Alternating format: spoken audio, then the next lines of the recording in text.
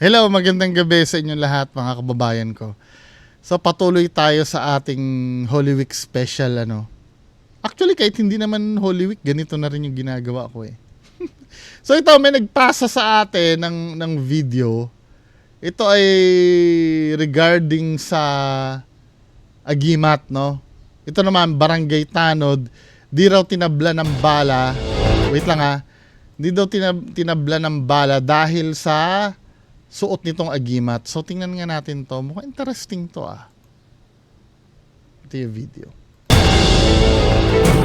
Meron daw tanod sa Talisay sa Cebu na tinambangan Cebu. at binaril pero tila hindi tinablan dahil di umano sa suot niyang anting-anting. Ayos ah. Sa Ito sinasabi ko Wait lang bago tayo mag-start. Ano kaya I mean katulad ng sinasabi ko, hindi ba pwedeng gawing standard 'yan sa mga sundalo? Hindi, pilosopo man pakinggan kung totoo man 'yan, bakit hindi maglaan ng budget ang gobyerno para diyan sa mga agimat na 'yan? Na gawing standard 'yan sa mga sundalo, 'di ba? Para at least kahit papaano maraming mabawasan or mawala yung casualty pagka merong mga gera. pag-alingaw-ngaw ng putok ng mga baril kamakailan sa Talisay, Cebu, kung saan isang barangay tanod ang binaril ng isang nakamotorsiklong lalaki, pumutok din ang balita na ang target hindi Pumutok daw ang balita, sabi ng balita. raw tinablan ng bala. Nakita din ako nga gipusil siya pero Nakita ko talaga na binaril siya tapos hindi tinablan. wala na dutlan. Sinasi walo ka kinabuhi. Baka talagang meron siyang 8 buhay, di ba? Nandiyan na agad yung minsan alam mo ang problem dito sa atin, mga kababayan ko.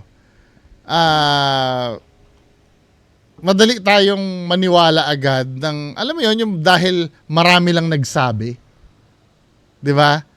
Kumbaga, standard na ng katotohanan sa atin, basta maraming nagsabi.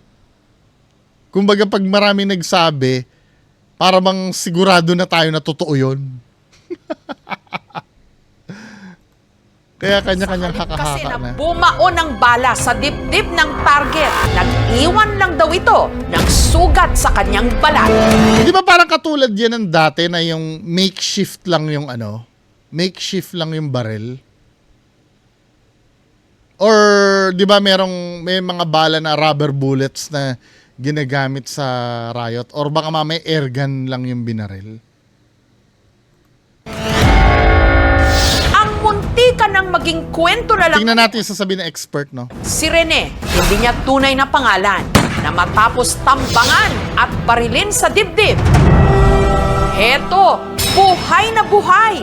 At ang pagkakaligtas daw niya kay kamatayan, utang niya sa kanyang agimat.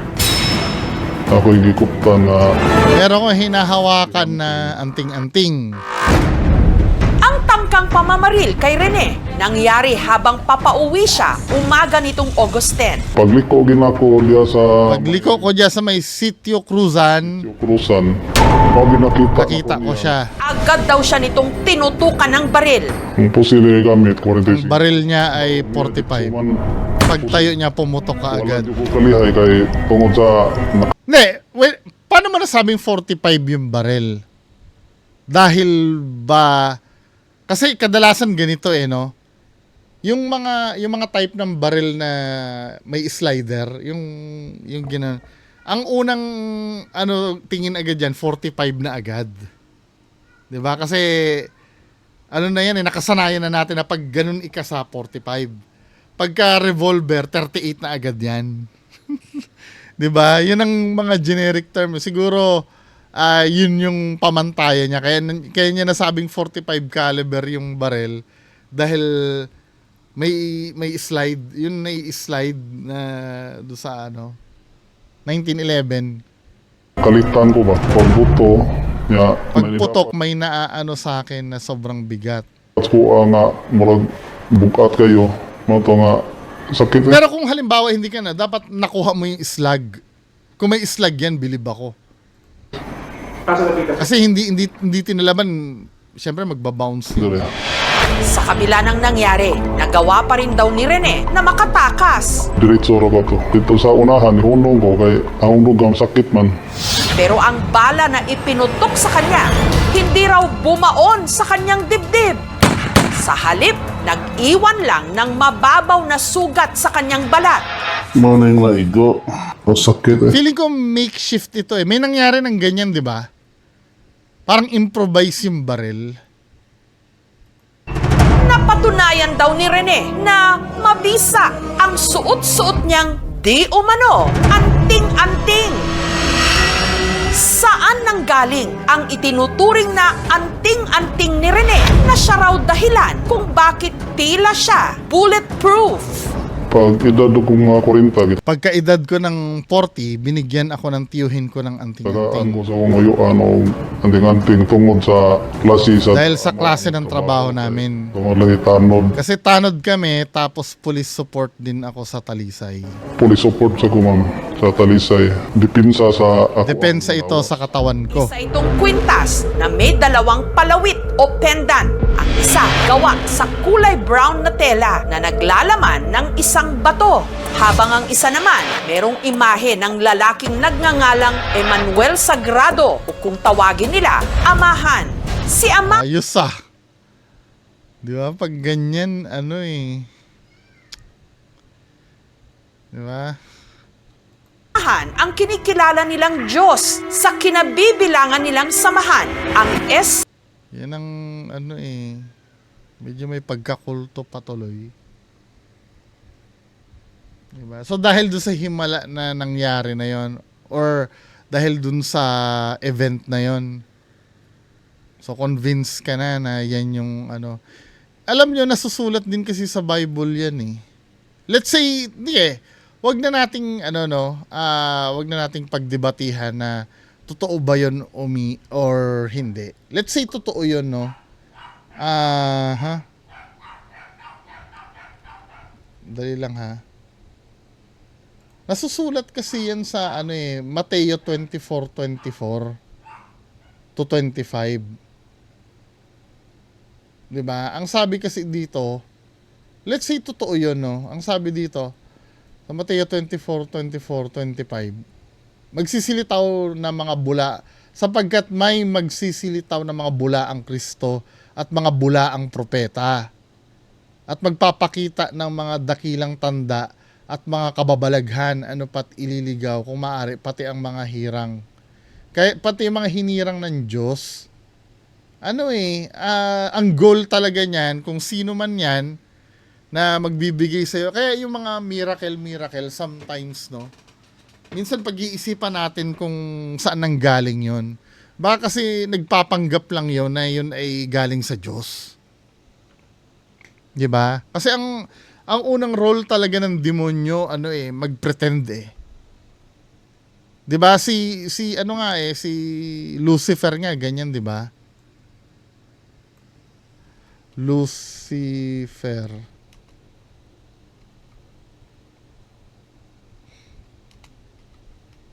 Sabi dito,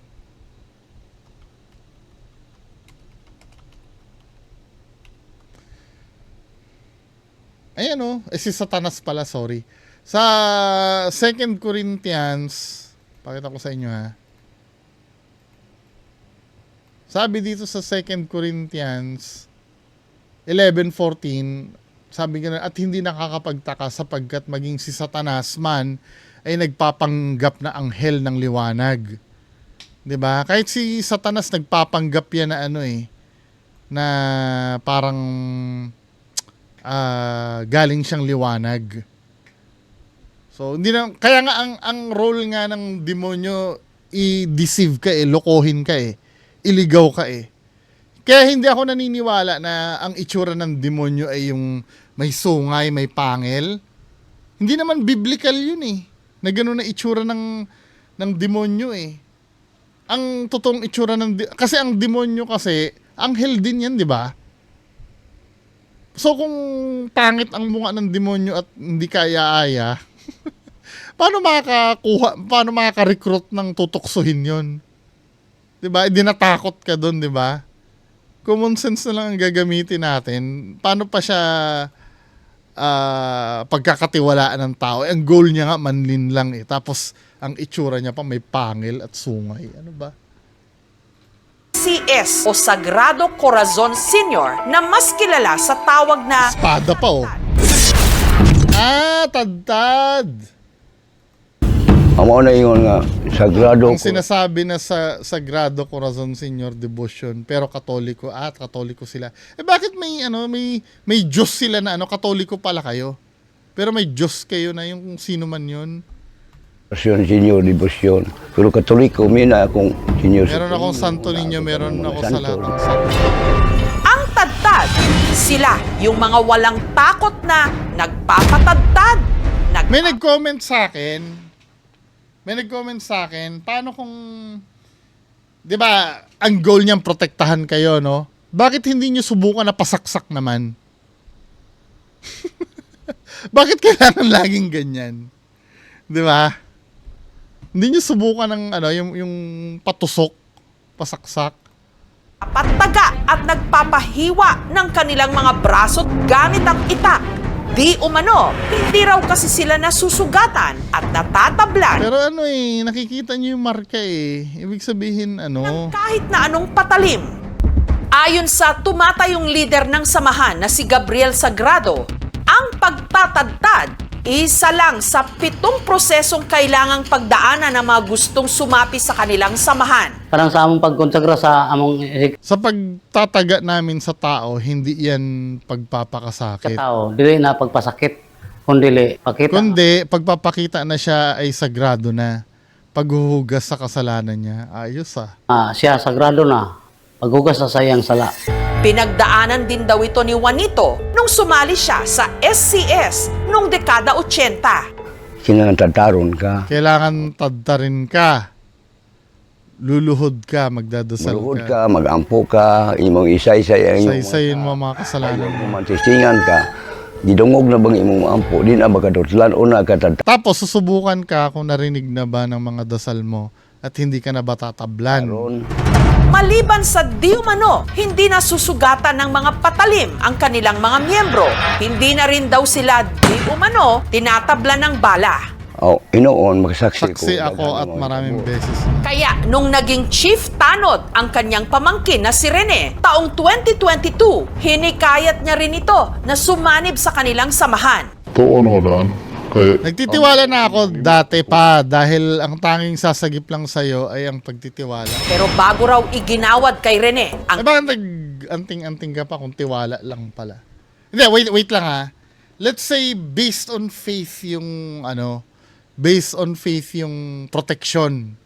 Bakit kailangan parang material na bagay na kailangan mo suotin? Hindi ba pwedeng dahil sa pananampalataya mo maliligtas ka?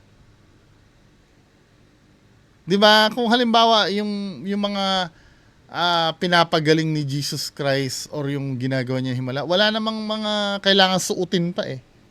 Di ba? Basta maniwala ka lang.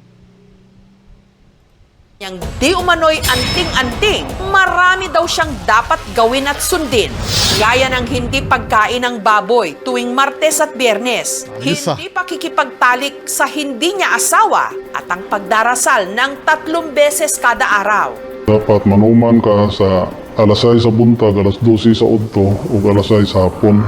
Nagpatato rin daw si Rene ng salitang Latin. So pag na-miss mo yon, di sablay na lahat. Let's say, paano kung nakalimutan mo magdasal? Eh di sablay na. Ibang bahagi ng kanyang katawan para mas lumakas di umano ang tinatawag na kahong o yung bisa ng kanyang di umano'y agimat. Nahulagan ng egosome, ako. Yung sayas o saya, ancient yun, ibig sabihin cover, defense, shield. Kung itatranslate natin yun, ako kasama ang defense. Ang paniniwala sa anting-anting ay In fairness, may sense yung yung Latin ha.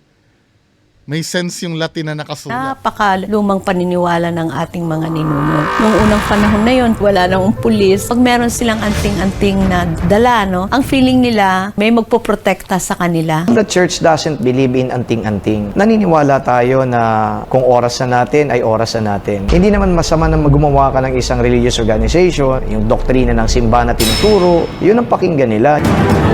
Sa kabila nito, matibay pa rin ang paniniwala ni Rene sa kanyang di umano'y agimat. Ito raw kasi ang pinagkakautangan niya ng pangalawa niyang buhay. Ang suspect sa pamamaril kay Rene, patuloy ngayong pinaghahanap ng PNP. Kailan dyan kay Konia? Kilala ko talaga siya kahit naka-helmet Kilala na siya. ito ni Rene, di umano, si alias Chan. At hindi lang daw siya ang target nito, kundi lahat daw silang mga tanod sa kanilang barangay. Wala gini magkaaway na niya. Kami Sa nga nag-away mo. Ang kaaway raw talaga nito, ang kasamang tanod ni Rene, na suspect sa pagkamatay ng kapatid ni alias Chan, na si alias Daot. Sa katong pagpinusila. Yung barilan, wala pa kami Pagkuman noon. sa pinusila. Pagkatapos ng barilan, doon na kami Nabot rumispo. ni dito kaya niresponde mi. Ang mga tanong. May sila history ang pala eh. Gipasangin lang nila nga Ang nakaalitang tanod ni alias Chan, agad naman daw sumuko sa mga otoridad. Pero si alias Chan, di umano, hindi pa rin matahimik sa paghihiganti para sa kanyang kapatid. nakadawat na mi og Nakatanggap na kami ng death threat. Pati ang anak daw ni Rene, di umano, pinagbantaan nito. nag-abot sila ng hingalag alias Tiyan. Mato siya. Sabi niya, magbantay kayo ha, lalo ng tatay mo ang tatapang na. Hindi, kung balak ka talagang anuhin yan, bakit kailangan sabihan ka pa? Magbantay kayo. Parang, di ba, ang goal mo nga saktan siya eh. Ba't mo ano? Napapa mo isukay na. Pamilya sa akong asawa ug akong anak, wala na ako pagwas-gawasa lang kay Hindi, mas interested ako doon sa baril na ginamit. gotong kuan. Gusto ko yung ano na. Sa pag-iimbestiga ng aming team, kasama ng mga otoridad, natuntun nila ang sinasabing bahay ni alias Chan. Dire lang ta, sir. Sir, mangutana ra ay. Siya nga kaya ang bumaril kay Rene. At posible nga bang ang isang lalaking binaril ng harap-harapan, hindi tatablan ng bala? Manay laigo. Masakit eh. Meron pa rin namang posibilidad na di bumaon yung bala sa katawan ng ating biktima. Bullseye ang mga kasagutan, mamaya na. Tagal. Dami namang ano ni Jessica Soho. Barangay Tanod sa Talisay, Cebu, binaril ng harap-harapan, pero himala raw na nabuhay. Ang bala kasi hindi raw tumagos sa kanyang dibdib. Sa halip, nag-iwan lang ng sugat sa kanyang balat. Manay laigo. Masakit eh. Ang lahat daw ng ito dahil sa suot niyang di umano, agimat. Na ako gikoptan nga kuan ma'am panuman antingan. Yun na, explain na. Insidente, inireport daw ni Rene sa PNP at ang itinuturo niyang suspect, ang tinatawag niyang si alias Chan. Hindi natin nahabol na meron tayong dispatch investigators to have a follow-up operations. Sa pagsasaliksik ng aming team, natuntun nila ang bahay ni alias Chan. Ang humarap sa aming team, ang nagpakilalang ina nito na si Estrella. Wala ko kabawag yun ato niya. Wala talaga akong alam sa kanya. Hindi ko na nakita. Kita. Basta pag Simula nung pagbarel, hindi na siya pumunta dito. Doble dagok nga raw ito para sa kanilang pamilya. Bukod kasi sa sangkot sa krimen si alias Chan, kamamatay lang din ng isa pa niyang anak. Hindi ko gusto na kawawa naman si nanay. Dako-dako yun. May na, maglinaw-linaw lang tata. Pero paano nga bang hindi bumao ng bala ng baril kay Rene na harap-harapang ipinutok sa kanya? Totoo ba ito? Ang mga pulis may teorya. Either po tumama muna sa hard object yung bala bago pumunta sa katawan ng ating biktima. Kapag na nag-ricochet, ganon. Ang nagpapatibay raw sa teorya nilang ito, ang na-recover nilang piraso ng bakal na nakadikit sa damit ni Rene nung siya'y binaril. Kasi kung tumama, ibig sabihin, splinter na po yung lid, yun yung nakita nyo na kumapit doon sa damit ng biktima. Totoong barel, no? Totoo, anong nangyari, tumama sa iba, parang particles na lang yung tumama sa kanya. daw ng sugat sa kanyang dibdib ang impact ng pagtama ng matigas na bagay na direktang Sa ano. Siguro, Ngayon, yung motor na gamit kaya makikita ko blunt force na yan, tapos uminit, so yun yung nag-cause ng malaking sugat. Kasi kung penetration po yan, maliit lang po yung supposedly na entrada po ng bala doon sa katawan ng ating biktima. Posible na nagkaroon ng pagbabago doon sa line of sight mismo ng gunman at hindi ito directly pero considered as swerte pa rin siya. Di ba? Pwede kasing sabihin na hindi, yun talaga ang layunin ng agimat, yung pagmintisin yung kaaway. nakatutok doon sa ating biktima. Kaya maaaring nagkaroon lamang ng pagdaplis ng bala. At hindi ito dahil sa kapangyarihan ng anting-anting. Wala yung naigo, diretso ikiskuha ang bala. Para sa ito, paninindigan pa rin ni Kuya. Sabi ni Kuya, wala talagang ibang tinamaan. Wala yung naigo, diretso ikiskuha. Kundi diretso lang yun sa katawan ko. Hindi kasi kung totoong ganon, dapat, di ba nakita naman sa damit mo may ano ng lead eh. May parang ano siya particles ng lead na talagang tumama siya sa matigas. Hindi naman matigas yung katawan mo. Di ba? Ang bala. Para sa ating mga kababayan na magtatangkang gumamit nito bilang kanilang pananggala sa tingga o sa isang bala, sila ay dinidiscourage na gawin ito sapagkat walang katiyakan na magiging ligtas sa kanilang buhay. Correct. Ito kasi yung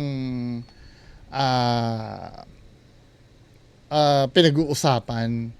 Yes, sabihin na natin na may anting-anting talaga. How sure are you na yung anting-anting na yan na hawak mo ngayon ay totoo? Let's say ito totoo to, no? 'Di ba? Sa di malamang dahilan, totoo itong anting-anting niya. Now, ikaw ngayon na may anting-anting, how sure are you na yung hawak mo ngayon na yan ay totoo? Wala pa rin kasiguraduhan. 'Di ba? Pwede namang maswerte ka na totoo nga yung hawak mo, hindi ka natablan. Paano yung mga ibang kababayan natin? Kasi yung mga ganito kasi, hindi mo naman talaga mamumonitor yan kung totoo yan o hindi eh. Sometimes nga, di ba? So, di ba tinetesting yan pag mahal na araw? Minsan, nagiging successful, tapos, nung sa actual na, tinamaan naman siya ng baril, tapos biglang may palusot na naman agad. Kasi hindi siya naniniwala eh. Kasi ginamit niya sa kasamaan eh. Di ba, men? Kaya hindi mo na rin talaga alam kung ano yung totoo. Kasi laging may nakalatag na dahilan. Pag hindi siya gumana, baka mamaya mali yung pagbigkas ng orasyon. Baka mamaya mali yung Diba? So, ibig sabihin, tsambahan din talaga kung maliligtas ka o hindi. Pag naligtas ka, ibig sabihin, wala rin talagang kaibahan ng wala kang daladalang anting-anting. 'Di ba? Hindi siya parang false sense of security lang ang nakukuha mo dito. Hindi siya 100% talaga. Na kaya wala kang dala nito, pwede kasi mangyari din sa'yo yun nangyari kay Kuya. ang di umano'y agimat o hindi, ang mas mahalaga kay Rene ngayon ang kaligtasan niya at ng kanyang pamilya, lalo't hindi pa rin daw nahuhuli si alias Chan. Ako, bisog na ako saligan nga anting-anting wa. Kahit meron akong anting-anting, hindi ako Ako kampante. magsalig nga kapantir ako. Mukos gawas gani kay. Hindi na nga ako lumalabas kasi kinakabahan ako baka may mangyari at madami. Kuan ko kanang na mga maamong mga tao ba. Nitong August 15, nagsampa na ng kaso si Rene laban kay alias Chan. Frustrated murder, ang penalty niyan is ranging to 12 years to 20 years. Saligan ko sa Balao, namundot ako. Ang death threats na natanggap, yan ay maaaring kuhanin na ebidensya na talagang Kaya dapat anong tawag dito? Bablatter yan. nagpapakita na merong pagpaplano na patayin. Kaya nga yung mga pinagsasabihan nila, Kuya Red, hindi nyo alam, pinapablatter ko yun. Yung mga nagbabanta sa akin na ghost hunter. Yung biktima. Ang pamunuan ng barangay, sinisiguro namang tututukan ang seguridad ng kanilang mga tanod. Naghingi kami ng tulong kay Hipe, pinadalhan mga pulis dito sa barangay para hindi na maulit ang mga pangyayari. Walang kasulti niya na punta, surrender na siya, dili lang kami apilon ta nga kami way mga labot. Mag-ingat kahit pa may kinakapitang agimat. Dahil pag ito'y pumalya, na wag naman sana. Pero malamang sa malamang, isang bala ka lang. In short, wala pa rin talagang kasiguraduhan. Diba? Hindi siya concrete na, na protection talaga. Anyway, mga kababayan ko, so magandang gabi sa inyong lahat. Good night po. Bye-bye.